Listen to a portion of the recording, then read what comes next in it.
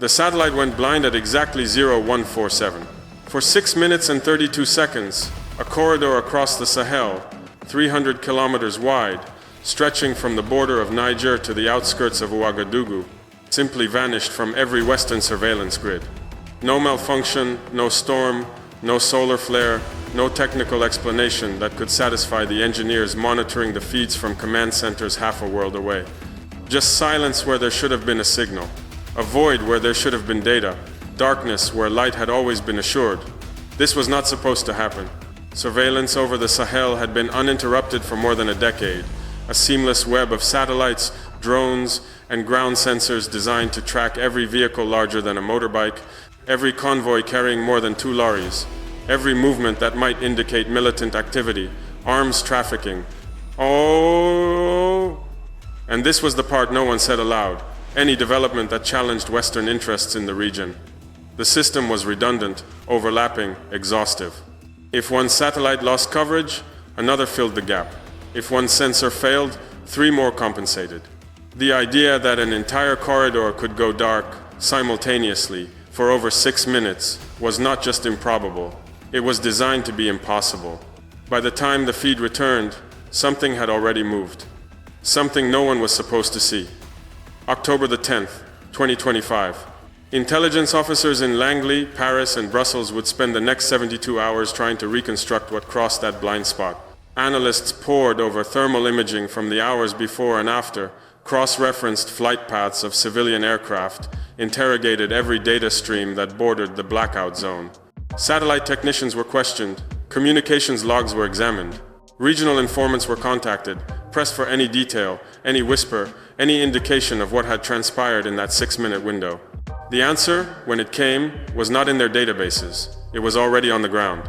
A convoy, 23 vehicles, no insignia, no transponders, no radio chatter, carrying Chinese-made fire support systems, 70-kilometer range rocket launchers, and a cargo far heavier than steel. The end of permission. For decades, Africa had been told, wait for approval, depend on aid, borrow your own security. As if sovereignty were a subscription service that could be cancelled at will, contingent on good behavior and alignment with foreign interests. As if independence were something granted by others, not claimed by oneself. As if the right to defend one's own territory required validation from capitals that had never experienced occupation, never suffered colonization, never known the humiliation of asking permission to protect one's own people. But that night, in the span of 6 minutes and 32 seconds, the script was rewritten.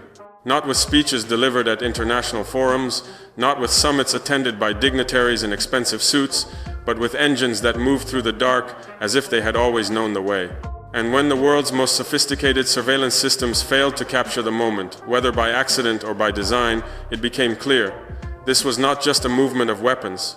This was a message. And the message was simple. We are no longer waiting. Do not look away.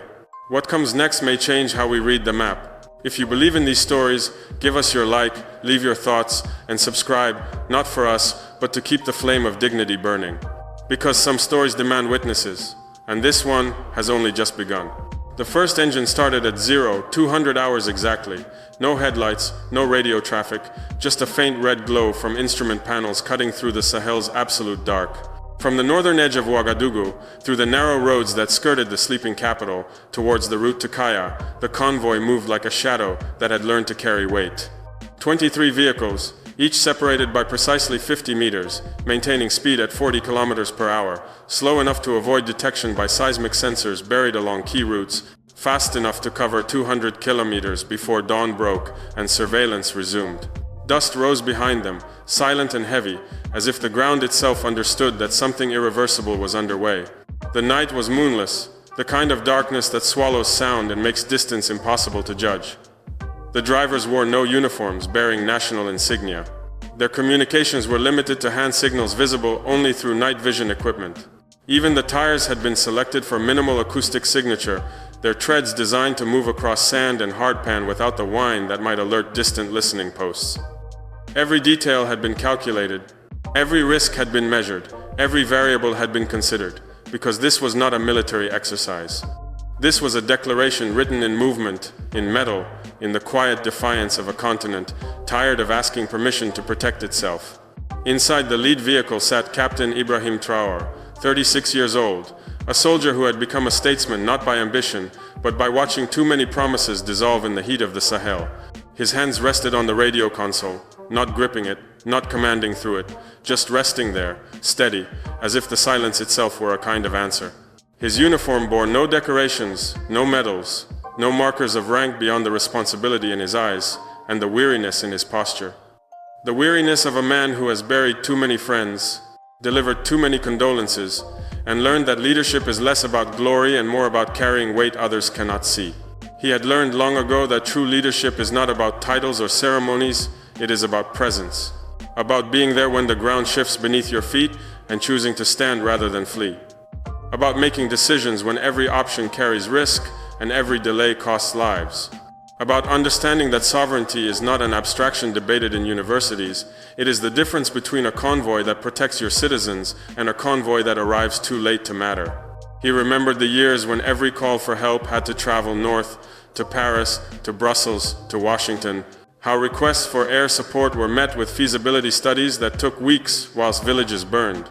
How pleas for ammunition arrived with conditions that eroded sovereignty faster than any invasion conditions about governance, about elections, about economic policies, about mining contracts, about everything except the immediate need to protect people under fire. How answers always came too late or not at all. How villages burned whilst diplomats debated timelines, priorities, optics, budgets, and regional stability. How mothers whispered, they told us peace was coming, their voices carrying more weight than any treaty ever signed, their grief a ledger no international summit could ever balance. He had stood in those villages, amongst the ruins, and listened to survivors ask the question that had no good answer: why did they not come? And he had learned that the only answer that mattered was the one written in action, not in promises. He remembered the night in 2022 when insurgents approached the capital and the promised reinforcements never materialized. When foreign advisors evacuated before the fighting began, leaving behind half-trained soldiers and half-delivered promises. When the international community expressed deep concern through press releases written in air-conditioned offices a continent away, whilst men he had trained died defending roads they had been told others would secure. That night, he understood something fundamental. Dependency is not protection, it is exposure. And nations that cannot defend themselves are not sovereign, they are hostages to the goodwill of others. That October night, there would be no waiting. That night, the Sahel moved on its own terms. In the cargo lorries behind him, wrapped in tarps and secured with military-grade rigging, sat the instruments of a new doctrine. 6V and 22B fire support vehicles, 8-wheeled armored platforms mounting 30mm autocannons, capable of engaging targets at ranges exceeding 4 kilometers. These were not the aging Soviet-era systems that had defined African arsenals for decades, prone to jamming, requiring constant maintenance, effective only at close range. These were modern weapons platforms with integrated targeting systems, laser rangefinders accurate to within 2 meters, ballistic computers that adjusted for wind, elevation, and target movement, and thermal imaging that could identify threats through dust, smoke, and darkness. Technology that until recently had been considered too advanced for African hands, too sensitive for African sovereignty, too dangerous for African independence. The unspoken assumption had always been that Africa could receive weapons, but not sophisticated ones, that African militaries could be trained, but only to a certain level, that African defense could be supported, but never truly independent. The convoy moving through the darkness challenged every one of those assumptions. 4 SR-5 multiple rocket launchers, each system capable of delivering 30 rockets with 70-kilometer precision strikes. These were not area saturation weapons meant for indiscriminate destruction, the kind of artillery that levels everything within a grid square and asks questions later. These were surgical instruments, guided munitions equipped with GPS and inertial navigation systems that could neutralize a specific vehicle in a convoy, a particular building in a compound, or a cache of weapons hidden in a cave network, whilst leaving surrounding structures, civilian populations, and infrastructure untouched. The kind of capability that changes not just battlefield tactics, but strategic calculations. The kind of capability that forces adversaries to reconsider whether the cost of aggression is worth the certainty of response. The kind of capability that transforms a military from a reactive force dependent on foreign support into a proactive deterrent capable of defending its own territory. Two WZ-551 command carriers with integrated coordination systems, mobile command centers, housing encrypted communications, digital mapping, real-time intelligence feeds, and the ability to coordinate operations across hundreds of kilometers.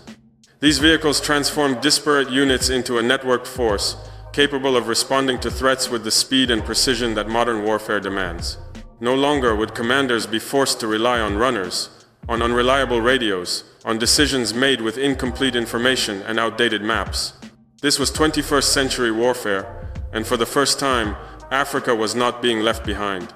Alongside them, a column of tactical trucks, 14 in total, each one carrying ammunition, spare parts, field rations, medical supplies, fuel reserves, and something less tangible but far more dangerous.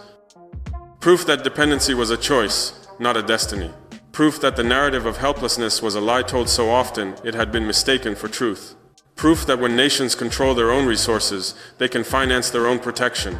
And when nations finance their own protection, they can define their own future. Let us take a moment here, not to rush forward, but to give thanks. Write a comment with a simple thank you, to Traore, to Burkina Faso, or to the spirit of sovereignty itself. Gratitude is not a formality, it is recognition, it is dignity expressed in words. When you add your voice of thanks, you are not just engaging with a video, you are standing in solidarity with a story of freedom and pride. So, before we continue, take this pause to comment your thank you. Together, those words become a beacon that shines far beyond the screen. The numbers mattered less than the meaning. For the first time, these were not gifts bestowed by benevolent powers, not loans that would compound into debt and dependence, not foreign aid with strings attached like puppet wires, each thread pulling policy in directions that serve distant interests rather than local needs. They had been purchased, paid for, financed through the National Sovereignty Fund, a reserve built from Burkina Faso's own gold exports, established in 2024 after the final Western training mission withdrew and left nothing behind but empty barracks, broken radios, and a generation of soldiers trained to wait for instructions from abroad rather than act on intelligence gathered at home. The fund was not symbolic, it was structural. A financial instrument backed by tangible assets, gold reserves, valued at over $800 million. Revenue from mining operations redirected from foreign shareholders to national security, royalties from resource extraction that had once flowed outward to London, to Paris, to New York, now flowing inward to Ouagadougou. Every ounce of gold extracted from Burkina Faso was now, by presidential decree and legislative mandate, assessed for its contribution to national defense before it could be sold abroad. The arithmetic was simple, even if the politics were not. A nation that controls its own resources can finance its own protection. A nation that finances its own protection can make its own decisions.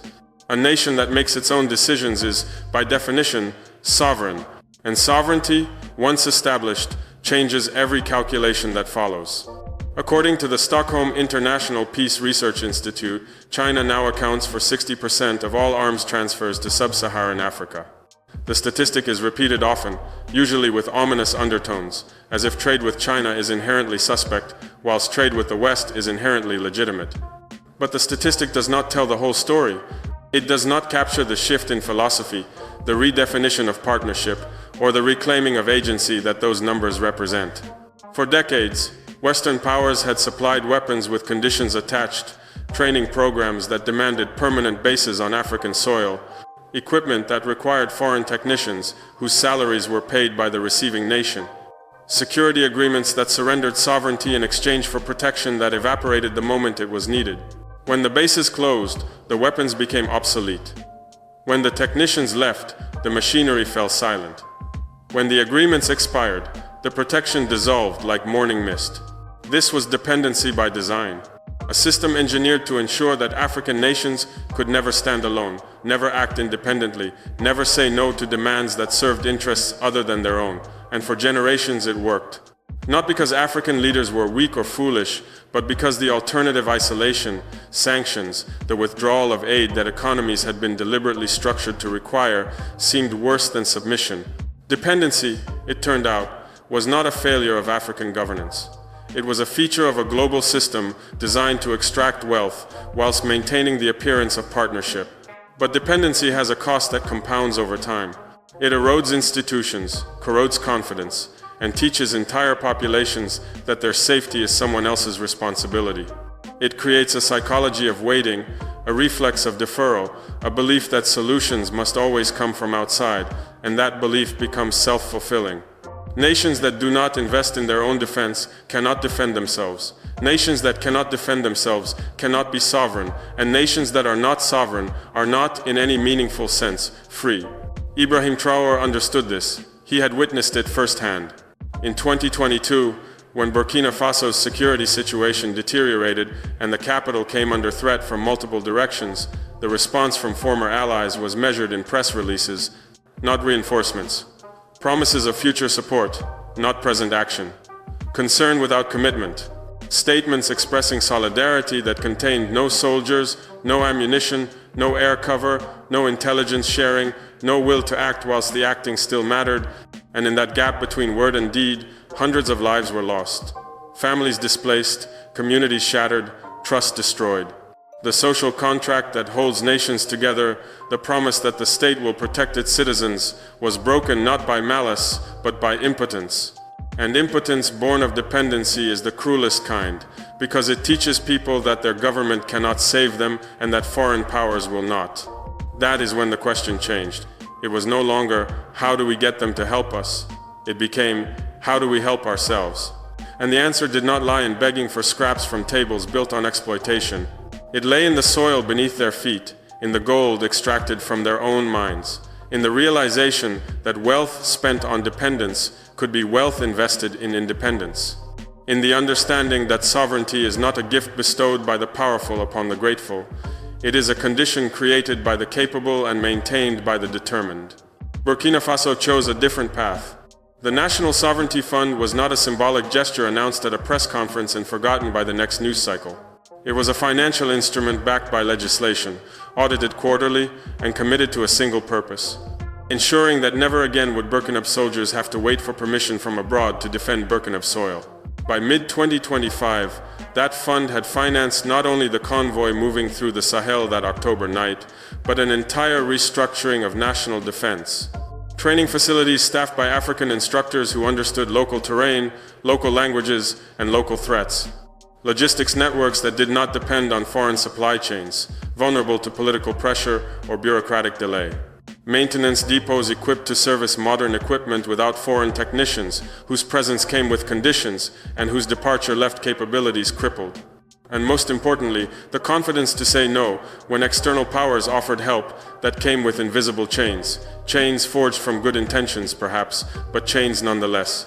Western analysts would likely describe it as a breach of protocol, a challenge to the established order, a destabilizing shift in regional dynamics. Beijing said nothing. No official statement, no press conference, no diplomatic cable leaked to friendly journalists eager for quotes, just silence. But across the Sahel, people understood what the silence meant. It meant that not all partnerships require submission. It meant that trade does not have to include occupation. It meant that nations can do business without surrendering their borders, their resources, or their futures. It meant that a convoy could move through the night, weapons could be delivered, and sovereignty could be claimed without anyone asking for permission. Dependency had died in the desert that night, and no one had asked for permission to bury it. Because here is what power fears most: not rebellion, which can be crushed, but irrelevance, which cannot. Not the defiance of the weak, which can be punished, but the independence of the capable, which can only be respected or opposed. And when a continent stops waiting for protection and simply takes it, the only question left is whether the world will catch up or be left behind. That night, in the span of 6 minutes and 32 seconds, while satellites went blind and surveillance failed, the script was rewritten. The road stretched ahead, unmarked but undeniable. The dust settled behind the convoy, but the momentum did not. And in the silence between the satellite's blindness and its return, between the darkness that hid movement and the dawn that would reveal consequences, a new chapter had already begun. But Traoré did not act alone. What happened next would reshape not just one nation, but an entire region. And the answer lies in 3 letters that Western powers hoped would never unite: AES. Three letters that Western powers hoped would never unite. AES, the Alliance of Sahel States. Not an alliance on paper, crafted in conference rooms by diplomats who would never see the region they claimed to stabilize. Not a photo opportunity for leaders seeking international legitimacy, but a commitment forged through shared failure and shared hope, through the recognition that borders drawn by colonial administrators a century ago need not be barriers to cooperation today. In September of 2023, three nations, Burkina Faso, Mali, and Niger, signed a mutual defense pact that would redefine regional security for a generation. The Liptako Gourma Charter established a principle so simple it seemed radical. If one nation came under attack, all three would respond. Not with requests for permission channeled through the United Nations Security Council. Not with appeals to distant capitals that might or might not answer depending on their own strategic interests, but with immediate, coordinated action. Troops would cross borders within hours. Intelligence would flow in real time. Resources would be shared without bureaucratic delay. This was not rhetoric drafted by lawyers and hedged with conditions. It was infrastructure built by soldiers who understood that survival requires trust, and trust requires commitment. Joint training facilities were established in the tri-border region, where Burkina Faso, Mali, and Niger converge, an area that had long been a sanctuary for militant groups, precisely because national forces could not pursue threats across borders without triggering diplomatic incidents. Now, those borders became coordination points rather than barriers. Soldiers from all three nations trained together, learning each other's tactics, sharing each other's languages, building the kind of operational familiarity that cannot be taught in classrooms, but only developed through shared experience. Intelligence networks were integrated, creating a common operating picture that covered the entire Sahel region. Information on militant movements, smuggling routes, arms caches, and external threats was shared instantly through encrypted channels. When a convoy crossed from Mali into Burkina Faso, border guards on both sides knew its composition, its origin, and its destination before it reached the checkpoint. When surveillance detected suspicious activity in Niger, commanders in all three capitals received the alert simultaneously. The fog of war did not disappear, but it thinned considerably. Supply chains were harmonized so that ammunition manufactured in one country could be used by forces in another. Spare parts were stockpiled at regional depots accessible to all three militaries. Fuel supplies were coordinated to prevent shortages that had previously left units stranded mid-operation. And most critically, a shared defense budget was created, pooling resources to purchase equipment that no single nation could afford alone, equipment like the convoy moving through the darkness that October night. The weapons in those lorries were not Burkina Faso's alone. They belonged to the Sahel. The fire support vehicles would be deployed to protect villages in all three nations. The rocket launchers would provide deterrence across borders that no longer divided allies. The command carriers would coordinate operations from Ouagadougou to Bamako to Niamey, and the message embedded in that coordination was unmistakable. Dependency had been replaced by partnership. Isolation had been replaced by unity. And the age of waiting for permission from outside the region had ended. For decades, the Sahel had been defined by its divisions. Colonial borders carved through ethnic territories, separating families, fracturing communities, creating artificial distinctions that served foreign administrators but made no sense to the people who lived there. The Tuareg did not recognize the line between Mali and Niger. The Fulani did not acknowledge the border between Burkina Faso and Mali. The Hausa moved freely across regions that colonial maps insisted were separate nations. And those divisions had been weaponized by external powers seeking to maintain influence through divide and rule strategies, by internal factions competing for limited resources, by militant groups exploiting grievances and governing vacuums. The result was a region perpetually at war with itself, too fractured to defend its borders, too divided to determine its future. Militant groups operated from safe havens in one country whilst launching attacks in another, knowing that pursuit was legally complicated and politically fraught. Smuggling networks moved weapons, drugs, and people across borders that existed on maps but not on the ground.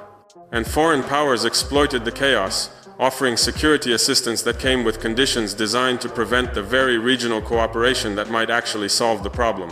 But the AES changed the equation fundamentally. Suddenly, an attack on one nation was an attack on three. A threat in Mali was a threat in Niger. Instability in Burkina Faso destabilized the entire alliance.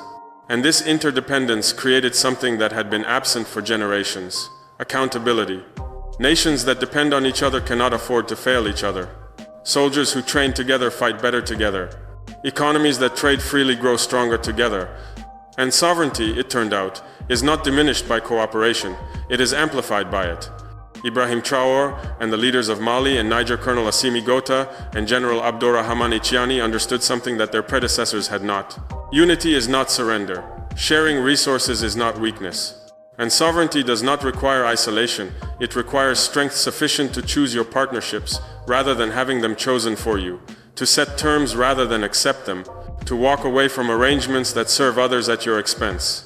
Before we reveal the next chapter, which is perhaps the most powerful assertion of sovereignty you will ever hear, I want to pause and speak directly to you. If this channel has moved you, if these stories are touching something deep in your spirit, then consider becoming a member. Not for exclusive content or perks, though those exist, but because supporting this channel is directly supporting narratives that mainstream media refuses to tell. Every membership is a vote for Pan-African Revolution mission. Every member becomes a co-creator of the revolution we are documenting. Join us. Stand with the principle that African wealth belongs to Africa, that African stories should be told by African voices, and that the future of this continent will be written by those who live it, not by those who observe it from a distance. By early 2025, the alliance had achieved what skeptics claimed was impossible.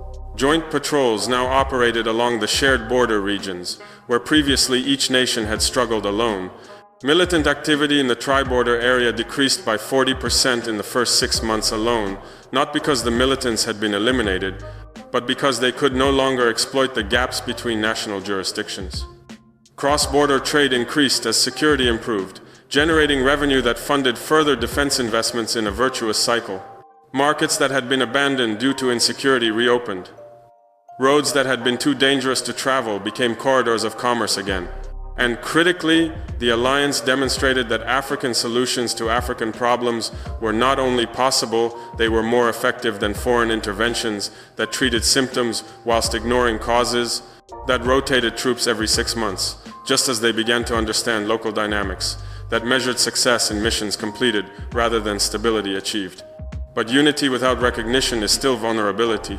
How did the world respond? And what did their silence reveal? Washington did not issue an official comment on the convoy. When pressed by journalists during a State Department briefing, the spokesperson offered a carefully worded statement, expressing hope that regional security cooperation would be conducted transparently and in accordance with international norms. Transparency, the word always deployed when control has been lost, when movements happen outside approved channels, when nations act without seeking permission.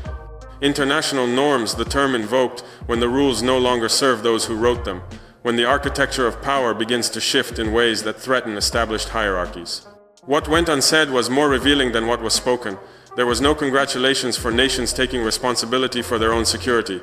No acknowledgement that the Sahel's security problems might require Sahel-led solutions.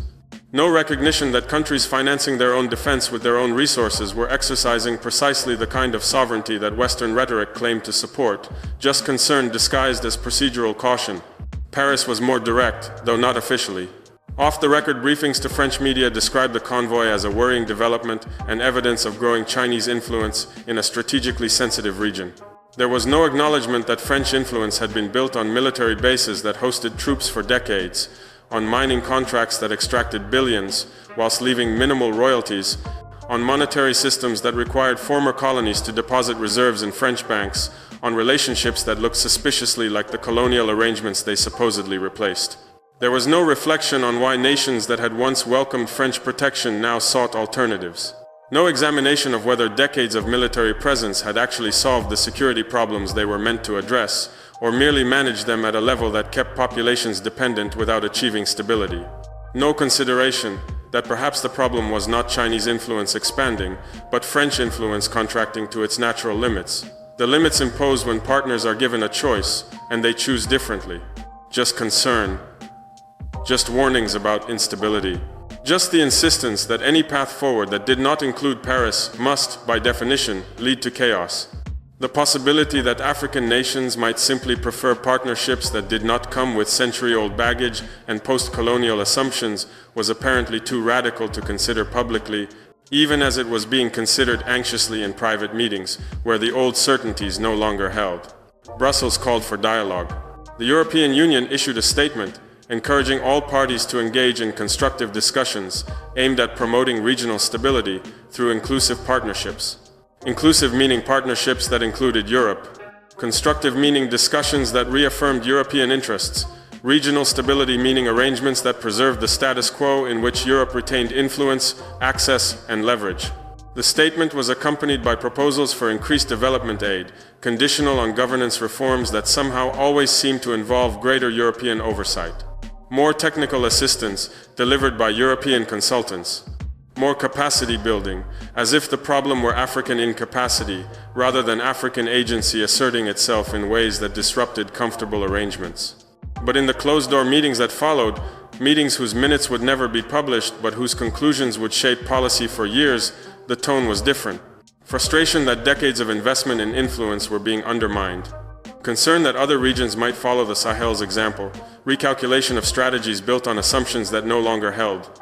Not because the convoy represented a military threat to Europe, it clearly did not, but because it represented something far more threatening to established arrangements. Proof that Africa could act independently. Proof that dependency was a choice, not an inevitability.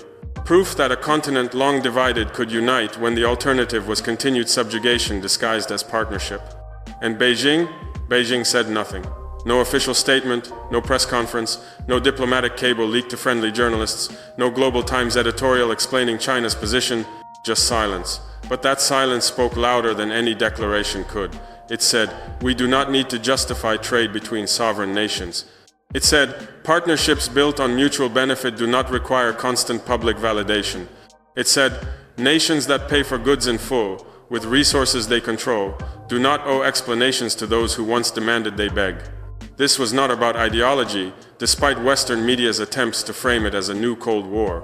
This was not about spheres of influence or great power competition, despite think tank reports warning of Chinese expansionism. This was about a simple transaction. Burkina Faso had gold, China had weapons. A deal was struck, payment was made, goods were delivered. No loans that would compound into debt, no conditions about governance or elections, no demands for bases or access or influence. Just commerce between equals. And no one, not Washington, not Paris, not Brussels, had any legal, moral, or practical grounds to object. Yet the objections came anyway, dressed in the language of concern and stability and norms, because the issue was never legality or morality, it was control, and control, once lost, is rarely surrendered gracefully. But sovereignty is not a single night's action. It is what happens the morning after. And every morning after that, the sun rose over the Sahel as if it too had been waiting for permission to break the horizon. What began in silence had become a rhythm, not of triumph or celebration, but of transformation. Across the dunes, the same roads once carved by foreign convoys now carried local patrols, supply lorries bearing national markings, school buses transporting children to rebuilt facilities. The engine still rumbled, but the meaning had changed. Because sovereignty, it turned out, was not a single act of defiance captured in a dramatic moment. It was a discipline, a daily practice of responsibility, a rhythm sustained not by rage or resentment, but by resolve and commitment to a vision of what could be. From Ouagadougou to Bamako, from Niamey to the forgotten villages that existed between the cities marked on maps, a quiet truth had taken root in the consciousness of ordinary people. Freedom is not granted by benevolent outsiders. It is maintained by vigilant citizens. And those who retain it must do so with both strength and conscience, with both power and restraint, with both the capacity to defend and the wisdom to know when defense serves justice and when it serves merely pride. The weapons delivered that October night were not symbols of aggression or conquest, they were instruments of deterrence. And deterrence, when wielded wisely, prevents the very conflicts it prepares for. It creates space for diplomacy by ensuring that military solutions are costly enough to make diplomatic solutions attractive. It protects sovereignty not by threatening others, but by raising the cost of threatening you to a level that makes peaceful coexistence the rational choice. Take a second, right here, to tell us where you are watching from. Type the name of your city, your land, the soil beneath your feet that anchors you to this earth. And as you do know this, Bright Africa sends you not just thanks, but a blessing for strength in your hands, that they might build what has been destroyed, for pride in your heart, that it might sustain you through trials, for light on the road ahead, that you might see the path, even when darkness surrounds you. The comments below become a map of connection, showing that this message reaches far beyond borders, that solidarity is not limited by geography, and that the story of one region's sovereignty resonates with all who still believe that dignity is worth defending. By mid-2025, the impact of that convoy had rippled far beyond the Sahel, in ways both visible and invisible. Other African nations began questioning their own dependency arrangements with a clarity that had been absent before. Why were we paying to host foreign bases on our own soil? Why were our resources being extracted by companies that paid minimal royalties and left behind environmental devastation? Why were our security forces trained to wait for instructions from abroad rather than act on intelligence gathered at home by officers who understood local threats better than any foreign advisor ever could? The questions once asked could not be unasked, and the answers, once examined honestly, could not be ignored. Dependency was revealed not as a natural condition or an unavoidable necessity, but as a choice embedded in systems designed to benefit others. And choices, unlike destinies, can be changed. This was not a call for isolation or a rejection of international cooperation.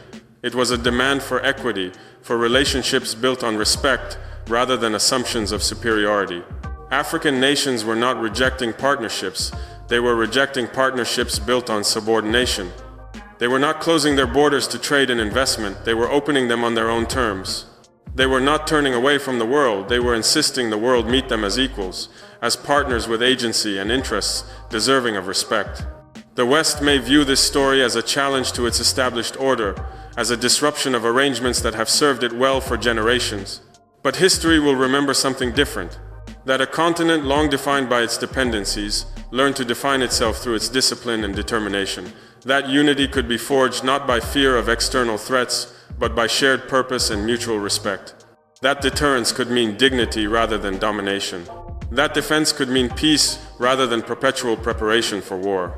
Captain Ibrahim Traore once said, "The strength of a soldier is not in his weapon, but in his will to use it wisely." That wisdom is now the Sahel's legacy, and it may prove to be its most significant export. Not weapons manufactured in arsenals, not resources extracted from mines, but the knowledge that sovereignty is possible even for nations that have been told for generations that they are too weak, too divided, too dependent to stand alone. That unity is achievable even across borders drawn by outsiders for their own purposes. That nations tired of waiting for permission can simply stop waiting and start acting. And that the world, despite its initial resistance, will eventually adapt to new realities because it has no choice. As we prepare to end, remember, this is not the end of the road, but a seed planted in the soil of your heart. Every story of dignity, every voice of sovereignty, every act of courageous independence is part of a harvest that lies ahead, a harvest that will be reaped by those who tend the soil now, by those who water the seeds of change, by those who refuse to accept that the future must resemble the past simply because that is how things have always been. If you want to see that harvest grow, subscribe to this channel. Let Bright Africa be the road we walk together, the light we carry forward into uncertain times. Your subscription is not for us alone. It is for the promise of what is still to come, for the stories not yet told, for the chapters not yet written. Join us, and be ready for the next chapter that is already waiting to be written, already taking shape in corners of the continent where old assumptions are dying and new possibilities are being born. Specific details and interpretations in this account are based on publicly available defense analyses, open source reports, and the work of institutions like the Stockholm International Peace Research Institute. They are presented for narrative and educational purposes, not as official confirmation of classified events. News from Burkina Faso, like all news from regions in transformation, must be read with care, in context, and with respect for the voices of those who live the story, rather than simply reporting it from a distance. So when the world speaks of Africa's future, it must no longer speak in whispers of aid, dependency, or warnings of instability, but in respect for agency and acknowledgement of sovereignty. Because the night Africa stopped waiting was not the end of a chapter in someone else's story, it was the beginning of a new one written by Africans themselves. The beginning of a balance between strength and conscience, between silence and sovereignty, between the weight of history and the lightness of hope that comes from finally controlling one's own destiny. The sun rose over the Sahel, and the engines that had moved through darkness now moved through dawn. The convoy had reached its destination. The weapons had been delivered.